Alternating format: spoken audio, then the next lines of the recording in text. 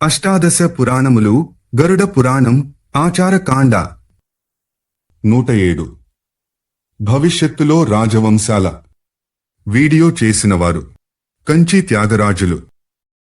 భవిష్యత్తులో రాజవంశాలు చంద్రవంశంలో జనమేజయుని వంశంలో క్రమంగా శతానీక అశ్వమేధ దత్త అధిసోమక కృష్ణ అనిరుద్ధ ఉష్ణ చిత్రరథ సుచిద్రద వృష్టిమాన్ సుషేణ సునీతక నృచక్షు ముఖబాణ మేధావి నృపంజయ బృహద్రథ హరి తిగ్మా శతానీక సుదానక ఉదాన అహ్నినర దండపాణి నిమిత్తక క్షేమక శూద్రకులు రాజ్యం చేశారు.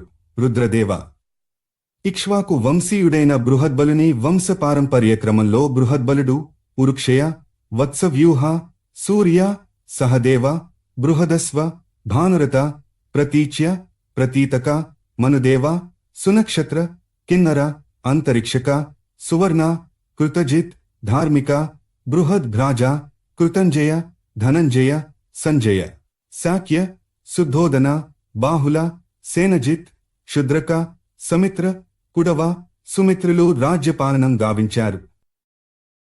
ఇక మగధ వంశంలో క్రమంగా జరాసంధ సహదేవ సోమాపి శృతస్రవ అయుతాయు నరమిత్ర సుక్షత్ర బహుకర్మక శృతం జయ సేనజిత్ భూరి శుచి క్షేమ్య సువ్రత ధర్మ స్మశ్రుల దృఢసేన సుమతి సుబల నీత సత్యజిత్ విశ్వజిత్ ఇషుంజయులు పరిపాలకులైనారు. జరాసంధుని అసలు పేరు బృహద్రథుడు కాబట్టి వీరికి బార్హదతులని పేరు. వీరి తరువాత వారిలో ముందు అధర్మం శూద్రత్వం ఎక్కువగా ఉంటాయి. సాక్షాత్తు అవ్యయుడైన నారాయణుడే స్వర్గాదిలోకాలను రచించాడు. ఆయనే 3 పేర్లతో సృష్టి స్థితి లయలను గావిస్తాడు. ప్రళయం నైమిత్తికమని ప్రాకృతమని అత్యంతికమని 3 విధాలు. ప్రళయకాలం వచ్చినప్పుడు భూమి నీటిలో, నీరు తేజంలో, తేజం గాలిలో, గాలి నింగిలో, నింగి అహంకారంలో, అహంకారం బుద్ధిలో, బుద్ధి జీవాత్మలో, చివరగా ఆ జీవాత్మ అవ్యక్త పరబ్రహ్మ పరమాత్మలో విలీనమైపోతాయి. ఏకమాత్ర నిత్యుడా పరబ్రహ్మ ఒక్కడే. ఈ మహారాజులు సార్వభౌములు చక్రవర్తులు ఎవరూ శాశ్వతులు కాలేరు. కాబట్టి మనిషి పాపకర్మకి దూరంగా అవినాశి అయిన ధర్మానికి దగ్గరగా జీవించాలి.